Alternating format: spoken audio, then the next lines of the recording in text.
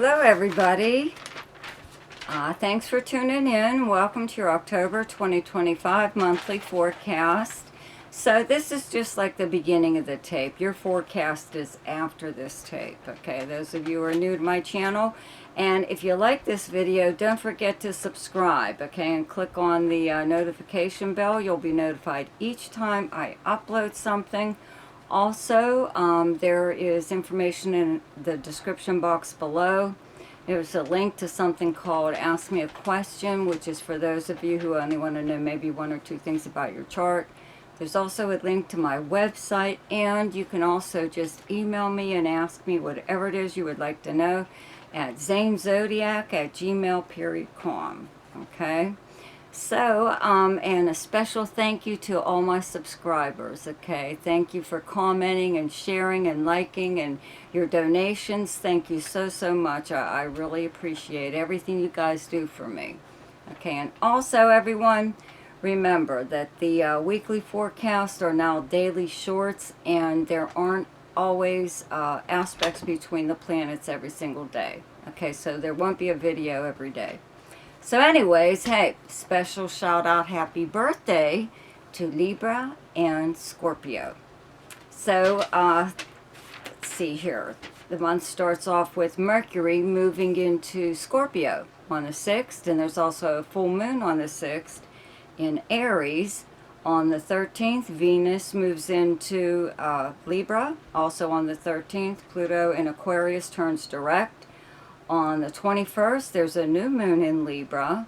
And on the 22nd, Mercury, that is still in Aries in retrograde motion, falls back finally into Pisces and finishes out its transit in Pisces, and then moves into Aries fully at the beginning of next year. Okay. So then also on the 22nd, the sun moves into Scorpio, and on the 29th, Mercury moves into Sagittarius. So now for your forecast. Hi, Aquarius. So, not that it's big news, but I guess it would be for you. The big news is Pluto in your sign is going direct on the 13th. Okay, it's probably not that noticeable to you right now. It's still, Pluto is still in very low degrees. You know, it may not be all that noticeable right now, but I do have to say, because Pluto does rule power, you know, when it's in your first house, you become a little bit more intense than usual, or that's how people view you. So there could be an awful lot of things that you are trying to change within not just your life, but other people's lives. You know, a lot of times people don't take too kindly to that, but whatever the case, if whatever you were doing felt like it was stalled or thwarted, or you weren't getting anywhere, now that this planet has turned direct, things might move a little bit easier for you. Okay, so the sun is in Libra up until the 22nd. Okay, in your 9th house where you have the sign of Libra. Mercury is still here up until the 6th. Then Venus moves into Libra on the 13th, and there's a new moon in Libra on the 21st.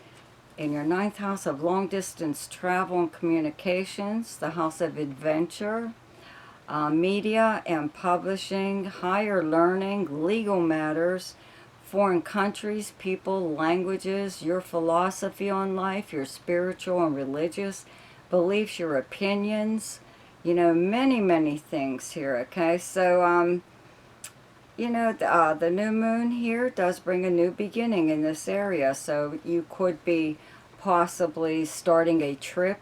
Doesn't have to be long distance or foreign travel, you know. Could be anything like that, or you could be starting a 9th house is also media. This is an internet house, okay? So you could be publishing something online, or even actually in physical form, like a book or something or other. If you have a podcast or a website, you could be putting something out there now that's very new, or you could just be starting your podcast or YouTube channel or something, website. Maybe you're just now beginning that.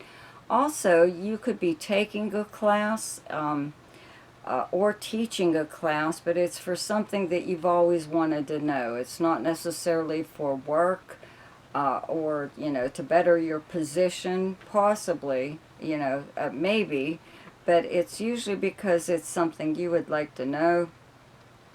You could be getting into some of the more esoteric kind of like sciences. You could be more involved in just the occult, I want to say, and that's just because of Pluto in your sign. Okay, Pluto does rule the underworld, or the darker side of whatever. But if you are suddenly attracted, let's say, to things like that, or even watching a lot of crime movies or TV programs that are crime related, or true crime even, or mysteries, murder mysteries even, you could find yourself drawn to stuff like that right now. And you may even be writing about something like that, or maybe you do have a podcast, whatever.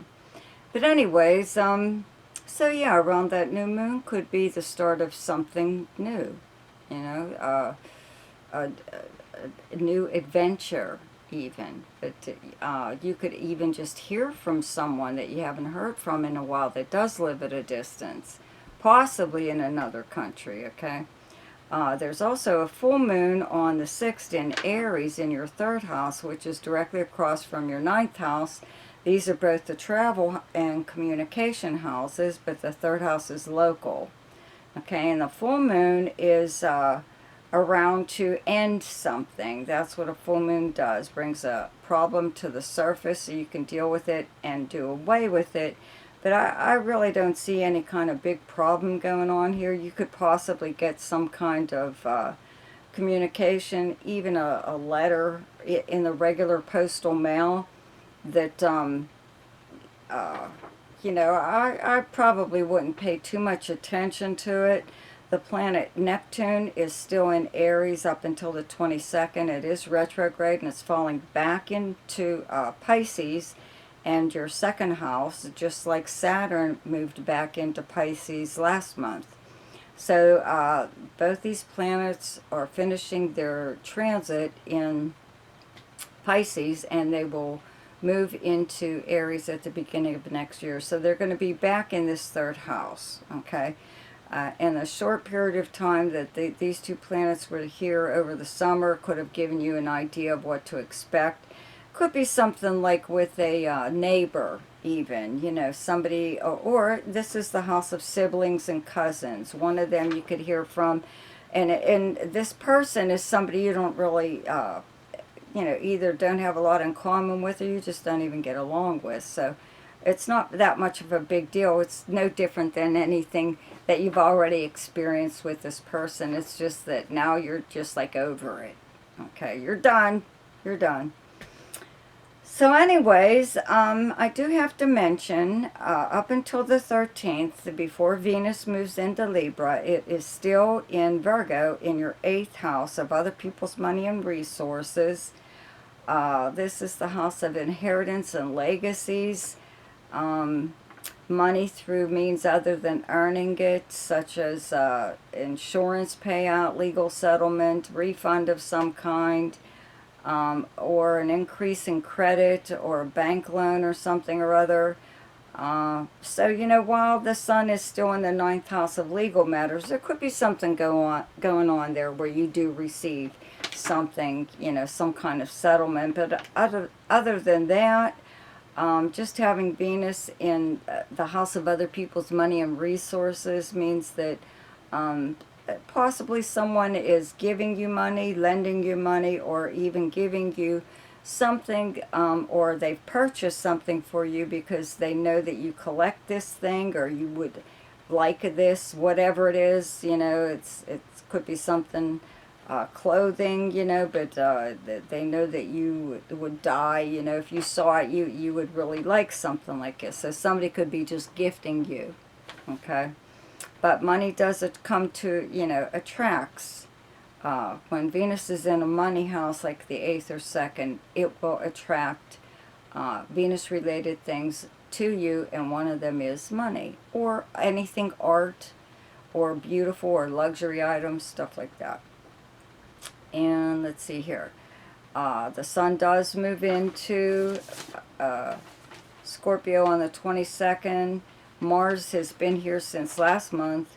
And Mercury is in Scorpio from the 6th to the 29th. And it will move into Sagittarius and your 11th house. But I'll cover that next month. It moves there on the 29th. And that's like the end of the month, so it's not really going to affect you all that much, but you have all these planets in Scorpio in your 10th house of your career. Okay, it is your most public house. This is how people view and speak about you publicly, like on social media or in gossip or anything like that, whatever.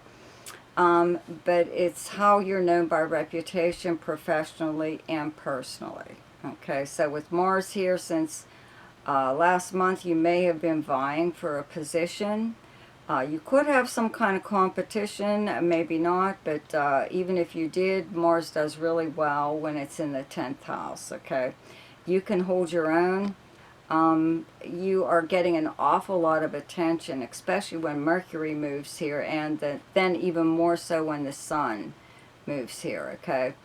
So, you know, if you were inquiring about another position somewhere, this is when you would be either getting that new position or they are contacting you. It could even be something you inquired about a while ago. You have Jupiter in Cancer in your 6th house of the workplace and the kind of work that you do. Your co-workers, many things. So having Jupiter in your 6th house of work doesn't usually bring about a promotion, but it does bring about something different with the kind of work that you do. So it could be something like that. You could be getting a new position within your current job. Okay, not necessarily working for someone completely different. If you're self-employed, you could be getting some really nice, prestigious kind of clients, and this could be because of where you worked before or where you are currently working, and now that you're self-employed, you could be taking clients with you or whatever. Either way, it looks like you know, when Saturn and Neptune will be back in your 2nd house of earned income, it did make money tight, very tight, okay? So when they finally move there, you won't really have that problem anymore. But for now, that could be something that, like a little bit of what could be going on, but it's not as severe as it was. Okay, let's put it that way. You still have to watch your money, but not as closely as you did before. Okay. So the best time to do something each month is when the moon is in your own sign, and the moon is in Aquarius on the 1st, 2nd, 3rd, 29th, 30th, and 31st. The best time to lay low is when the moon is in your opposite sign, and your opposite sign is Leo, and those dates are the 14th, 15th, and 16th.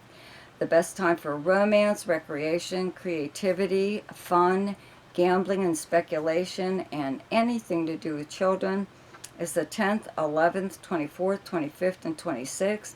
The best time for money is the 4th, 5th, 16th, 17th, and 18th. The best time for your career is the 21st, 22nd, and 23rd. And the best time for communication and travel is the 6th, 7th, 19th, 20th, and 21st. So I hope you enjoyed your forecast for October. Happy Halloween. See ya.